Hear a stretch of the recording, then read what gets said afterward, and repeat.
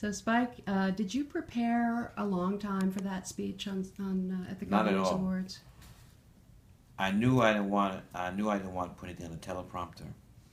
So Saturday morning, I started just making like headline, you know, points, and then just went from there. So it was not written out. It was really strong, and it Thank struck you. me that I don't know, you couched it in terms that I thought the room could hear. That room. Well, I'm a storyteller. So many times, not just in award ceremonies, but many times you see somebody, but you don't really know how they got there. So I wanted to use this opportunity to show, to tell how Spike Lee, a kid from Brooklyn, got to win an honorary Oscar. And I love the idea that you were reminding us of the strong women in your life. Now, that was something you Yeah. talked about in Crooklyn, Right. but A you lot of were people not really really heard sweet about your the. mother and your grandmother. Yeah. Not a lot of people heard the story about my grandmother, so I wanted to, get that in. And this movie fascinates me because Thank you you. are jumping in to all kinds of stuff. I'll be here for NRA soon. Including the strength of women. Mhm. But what's interesting, where did you get this connection to Liz Estrada? Where did you get this idea? Well, it was not my idea. Okay. Idea was from Kevin Wilmot. I wrote this script, Chi-Raq, but he had written a script 6 years ago called Got to Give It Up, which is also an adaptation of Life Estrada. We tried to get it together, tried to get it made, didn't happen. And a year ago, I called Kevin up. I said, "Do you still own your script? You can sell it." He said, "No, I have it." I said, "Well, let's rewrite it together, and let's make it take place on the south side of Chicago, Chi-Raq." So we went to Barton Walker, my agent, and I went to Sundance last year to try to get set up, and everybody said no except Amazon. But there was a condition. They wanted to do it, but they wanted to have the reading because the script is written in verse. So we had 2 readings for the executives at Amazon till they said, "Okay, we'll do it." What was the thinking behind doing the script in verse? We wanted, Kevin, we wanted to honor the Aristophanes. That play, Life Estrada, was written in script 411 BC, so I want to do the same thing. But you were confident that it would play with. Yes, because spoken word, rap, definitely. And the speech that John Cusack gives is not in verse. Right. That's the longest scene in the film. That script was written a combination between myself, Kevin, Father Michael Flager, and John Cusack. So we all got something to put, to have to say in that scene. And it's one of my favorite scenes in this film. Cusack's performance is amazing.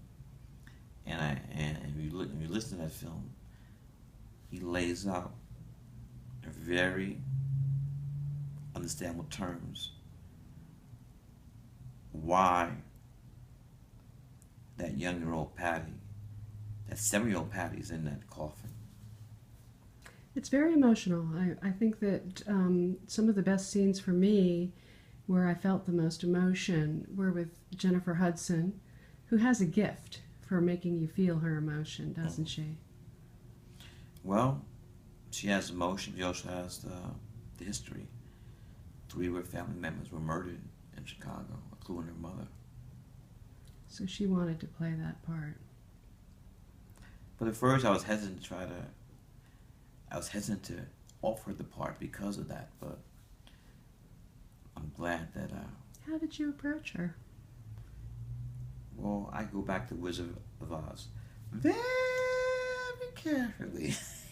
I had to be respectful. I know what happened. So, but thank God she says, "Spike, come on." She says, "Spike, come on. I deal with this every day, so let's do this." So Amazon came in saying to you, once the reading happened and the Once the rhyming, once the reading happened, 2 readings. the 2 readings, and so they went for the rhyming. Was that the only thing they questioned, or did Yeah, they wanted to hear Yeah. they wanted to hear the word spoken. And then they went for it, and they said fine. Yes, after the second reading. And after you shot the movie and showed it to them, did they have notes for you at that point? Oh, is that who's not? I Who's know. not gonna have notes? I But it know. had nothing to do with the. I mean, they were 100% fine with actors speaking the verse. I mean, there was no notes about the verse.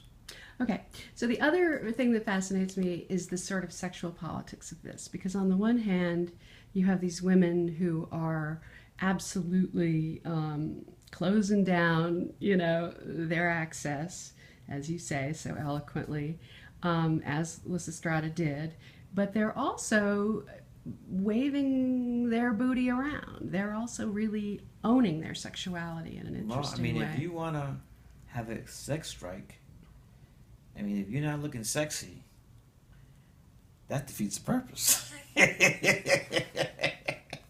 And why can't strong, intelligent women be sexy? They can. There you go. But what's the but? There's a scene where you've got them all lined up in a gym or in the armory, with their chastity belts waving. There's some places. That's not the first. They had the chastity belts on before that. She says, lock it up. Let's have a chastity belt. Put our chastity belts on. Right. So basically, Ann, what are you trying to say? Just spill it. I want to know you. Just say it. There's a lot of objectification. There's a lot. I totally disagree. But I value your opinion. There's no objectification if you have to use what you use to get what you want. And if you want men to stop killing each other, you have to show them what they're missing. Right.